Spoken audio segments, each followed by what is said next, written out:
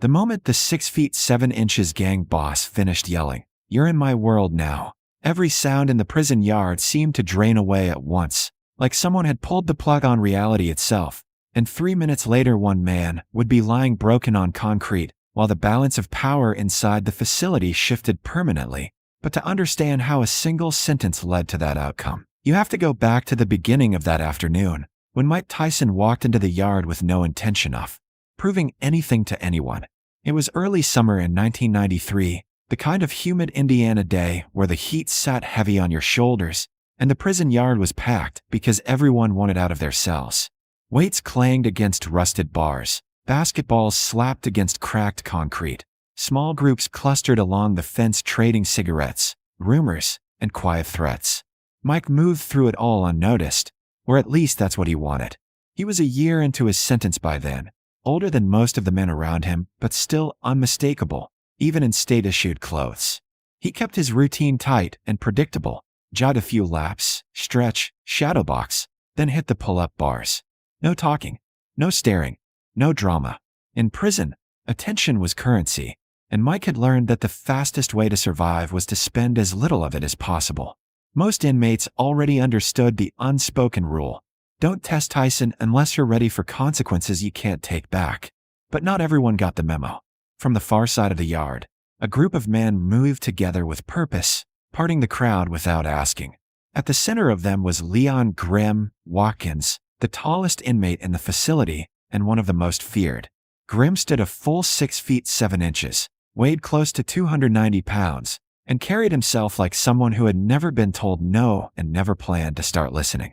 He controlled the weight pile, decided who lifted and when, ran protection for weaker inmates, for a price, and had a reputation for making examples out of anyone who disrespected him. Grim had arrived 6 months earlier on a transfer and had been consolidating power ever since, and now his eyes were fixed on Mike Tyson. Grim had heard the stories, of course. Everyone had. The knockouts, the speed, the legend. But Grim believed something else mattered more inside these walls: size, numbers, and the willingness to dominate publicly. To him, Mike was just another name from the outside who hadn't yet been properly checked. Grim stopped about 15 feet from the pull-up bars where Mike was finishing a set, and the energy in the yard shifted immediately. Conversation slowed. A basketball bounced once and rolled away untouched. Even the guards in the towers leaned forward slightly, sensing something brewing, but not yet stepping in. Grim crossed his arms and laughed, loud and deliberate. "That's him," he said to no one in particular. "That's the big bad Mike Tyson." Mike dropped from the bar and rolled his shoulders, not turning around. He'd heard his name spoken like that before, usually by men who needed an audience. Grim took a few steps closer. "Funny thing about prison," he continued, his voice carrying across the yard, "is that whatever you were on the outside don't mean a damn thing in here." A few nervous chuckles came from Grim's crew. Mike bent down to stretch his calves, still not engaging. That irritated Grim more than shouting ever could. "I'm talking to you," Grim said sharply. "You deaf, champ?"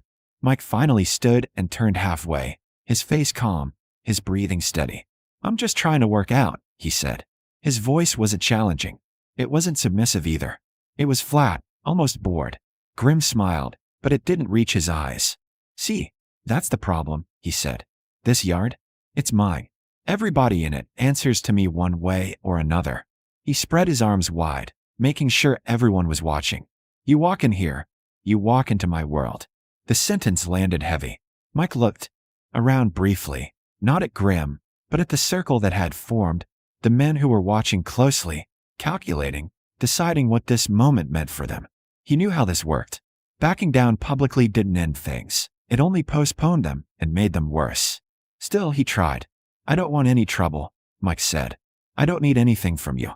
Grim's smile vanished instantly. He stepped forward, closing the distance to less than 6 feet. "That's not your call," he said. "In here, I decide who needs what." Grim reached out and poked Mike in the chest with 2 fingers, not hard, but deliberately. A line had been crossed.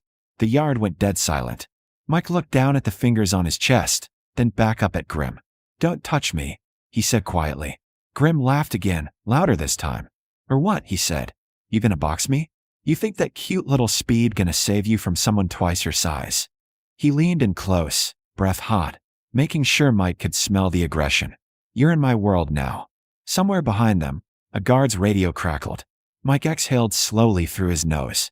He took one step back, just one, giving Grim a chance to walk away, to let this be nothing more than a loud moment in the yard. Grim mistook that step for weakness. He shoved Mike hard in the shoulder. Not enough to knock him down, but enough to announce dominance. And in that instant, everyone watching understood something important. Whatever happened next was inevitable. The teaser Grim had unknowingly set in motion was already ticking, and the 3 minutes that followed would erase everything he thought he knew about power, fear, and whose world this really was.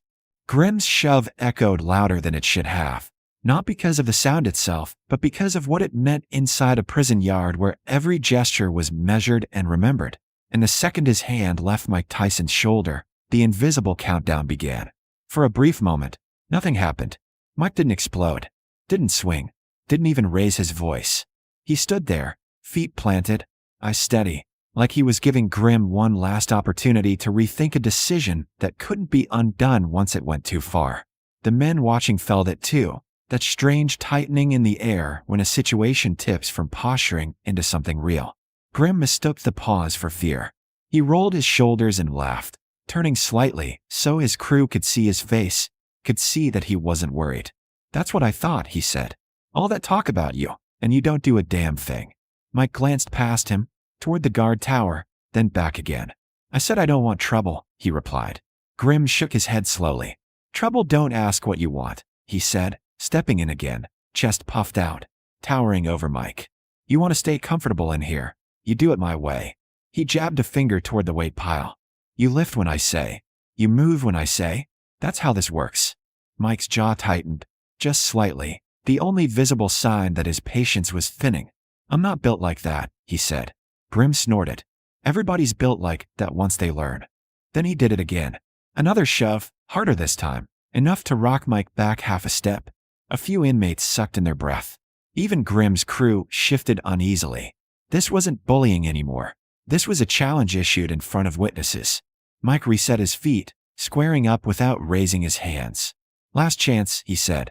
His voice wasn't loud, but it carried. Grim smiled wide, confident, almost excited. "You don't give me chances," he said. "I give you rules." He swung first, a big, looping right hand powered by size and ego, the kind of punch that had ended plenty of fights for him before. It never landed. Mike slipped to the outside with a movement so small it was almost invisible, his head moving just enough to let the punch whistle past his ear. Before Grim could pull back, Mike stepped in close, where size stopped mattering.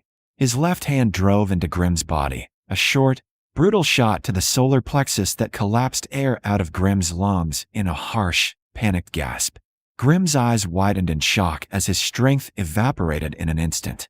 He tried to grab, to clinch, but Mike was already gone, pivoting smoothly, his right hand snapping up in a tight hook that connected cleanly with Grim's jaw. There was no wind-up, no wasted motion, just pure technique delivered with frightening efficiency. Grim's legs betrayed him immediately. The giant staggered once, then crumpled, his massive frame hitting the concrete with a dull, final thud. The entire yard froze. No cheering, no shouting, just stunned silence as men processed what they had just seen. Mike stood over Grim for half a second, not in triumph, but in confirmation, making sure the threat was finished. Then he stepped back. Grim lay on his side, gasping, trying and failing to pull air back into his lungs, his world reduced to panic and pain. His crew didn't move. No one did. The message was already clear. Guards came running from the edges of the yard, batons out, radios barking, too late to stop anything, but just in time to contain the aftermath. "What happened?" one of them shouted. No one answered right away. Then a voice from the crowd said, "He swung first." Another added, "Tyson tried to walk away." Heads nodded. Stories aligned. Mike was already turning back toward the pull-up bars, his breathing steady, his expression unreadable. To everyone watching, it was obvious now, Grim hadn't just lost a fight. He'd lost the yard, and all it had taken was one bad decision and less than 3 minutes in. A world he thought he controlled. By the time the medical team rolled Grim onto a stretcher and carried him off the yard, the outcome had already settled into the bones of the place. quiet and permanent. The kind of shift that didn't need announcements or explanations because everyone felt it at the same time. Guards took statements, but the story never changed. Grimm initiated, Grimm escalated. Tyson defended himself, and with no chaos, no riot, and no willing witnesses to say otherwise, there was nothing left to do but restore order and move on. The yard reopened later that afternoon, and when it did, something was different. The weight pile sat untouched until Mike walked over, and then it cleared without a word. Conversations lowered when he passed, not out of fear exactly, but understanding. No one challenged him. No one tested boundaries. Grimm returned days later bruised, humbled, and suddenly alone, his crew scattered, his authority gone, because prison power only works as long as people believe in it. Mike never claimed the yard, never gave orders, never reminded anyone of what he'd done. He didn't have to. The lesson had already spread. Real dominance didn't come from yelling, sighs, or declaring the world belonged to you.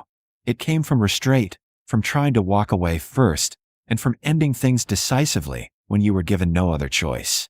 In the weeks that followed, Mike finished his workouts in peace, served his time quietly, and left behind a story that would be told long after both men were gone.